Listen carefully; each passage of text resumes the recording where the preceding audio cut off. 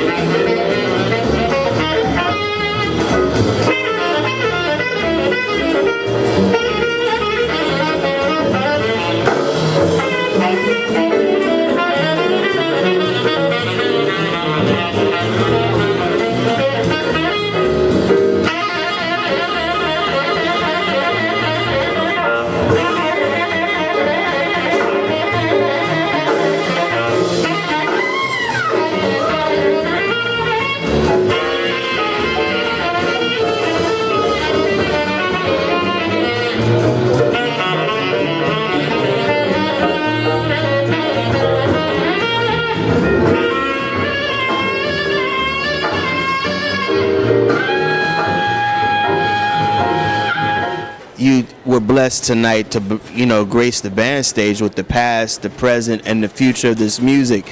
The past meaning, and she's still moving forward, Sheila Jordan.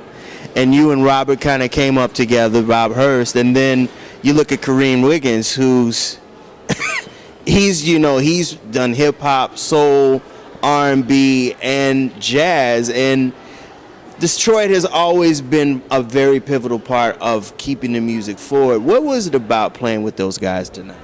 Well, we were talking with George Bohannon about this, and his training also gave him the flexibility to be able to play in any kind of setting. And so he could go into and do the hits for Motown or Broadway, or work with Quincy, which he did as well, or work with Carole King, which he did as well. And there was always, from these great musicians, it was always instilled in us that that good music is good music, and that it was important to be as versatile as you could if you were going to really sustain longevity in this very fickle kind of business, The music would sustain you, and I think that's what it's really about. And Greg certainly, represents that. And I look at all of these different musicians that have come out of here. I mean, Bob is on Paul McCartney's latest release, and at the same time, he can do anything he wants. He's got that kind of versatility. So does Kareem. He worked with Ray Brown's last trio. But he can go and do anything he wants.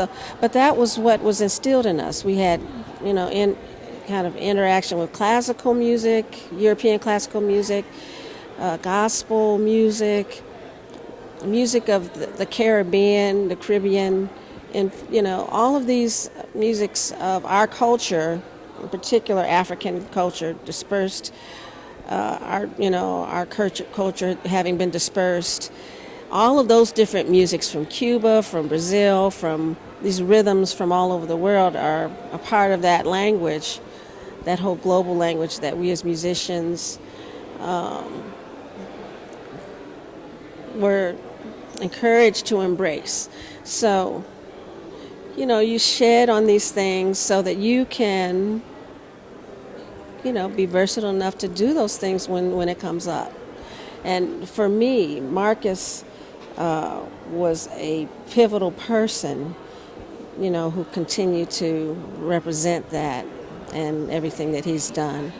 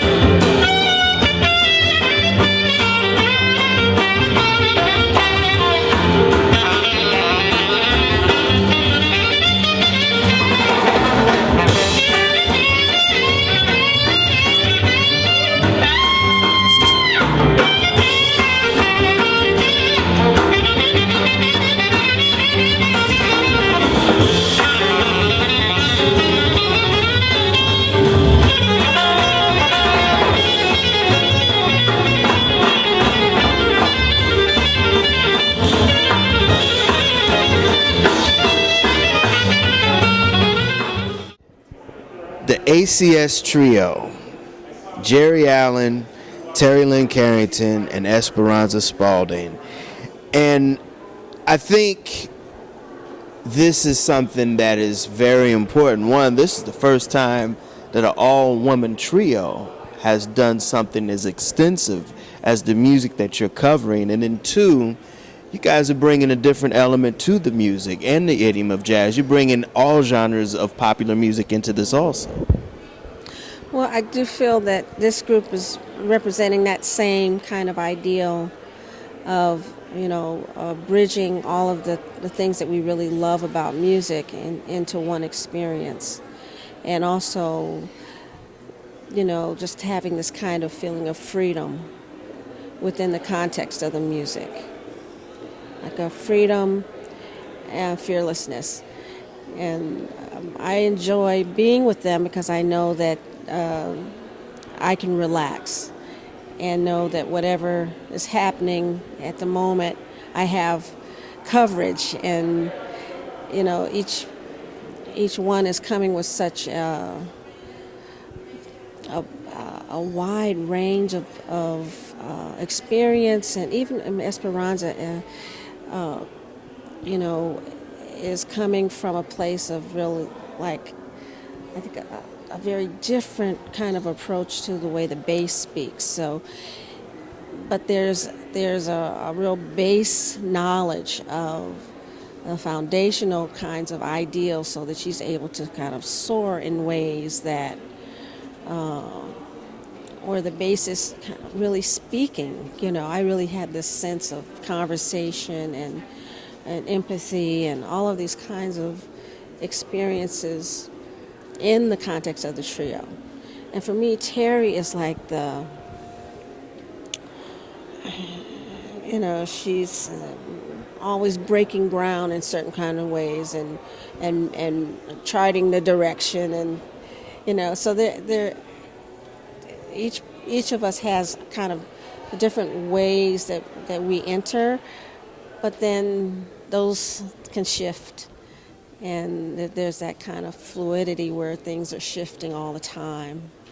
And I have such a wonderful time with this group, and I'm looking forward to, continuing, to have that kind of longevity that a band like Wayne Shorter's band has had, to enjoy that kind of development with the trio. So is it safe to say there's going to be a recording of this soon? I hope so. I hope so. I really do.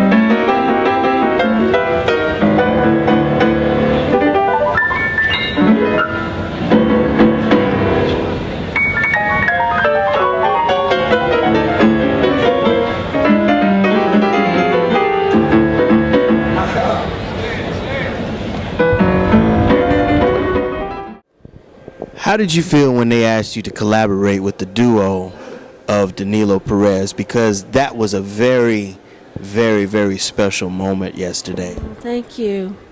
Well, it was a thrill. You know, I mean, I admire Danilo so much. He's such a well-studied musician, a consummate pianist, composer, and you know, he has done, I mean, 13 years tenure in Wayne Shorter's band. And it's, for me, having had the privilege of hearing that band for over the summer, you know, in celebration of Wayne Shorter's birthday, 80th birthday, it's really something. It's hard to even put it into words, but you feel that, you know, this innovation in a different way that music is evolving through the leadership of Wayne Shorter and the, you know, the collective journey of that band, and it's really inspiring to hear it. You know, You guys did. You performed some music on the new CD, and he performed some music on his upcoming CD, and then you guys got really out there. So it was pretty much, a lot of it was improvisation up there. well, yeah, I mentioned Danilo in the context of his tenure with Wayne because he brought to the table one of Wayne's compositions, the Three Marias, and we had an opportunity to kind of play it in a solo context. You know, a piece that was written for orchestra, I mean, small orchestra, and he and John Petitucci had reduced it to two pianos, to a piano-like reduction, and Danilo and I kind of went through the piece and made decisions about who would play what, and you know, and it's a serious classical work, you know. So it was really a challenge for me. I was very uptight about it and nervous, and I'm really grateful that we did it, but I look forward to doing it and really honing it and having more opportunities to watch it evolve and grow. But he is really about forward, you know, stretching and throwing yourself out there, taking chances, and this whole kind of fearless way that band approaches music. It's really interesting to experience it with him as a collaborator, and he's very generous. So, you know, I felt that our sound and the kinds of things that we like, the kinds of choices that we made were coming from the same pool of things that we both love in music. And I think it's a really nice connection. And I hope that we do get to do more of these. That'll do it again for another edition of the Pace Report, reporting live here at this year's 2013 Detroit Jazz Festival here in downtown Detroit. I'd like to personally thank the incomparable Geri Allen for her time, as well as the festival organizers, Mr. Chris Collins, the artistic director of this year's Detroit Jazz Festival, his staff and management, DL Media, Maureen McFadden, Jordy Freed, as well as Don Lukoff, as well as the citizens here in Detroit, Michigan. As always, please visit my website, www.thepacereport.com, for my weekly column as well as my past segments. Until next time, remember, if it's in the groove, it'll make you move. Till next time, peace.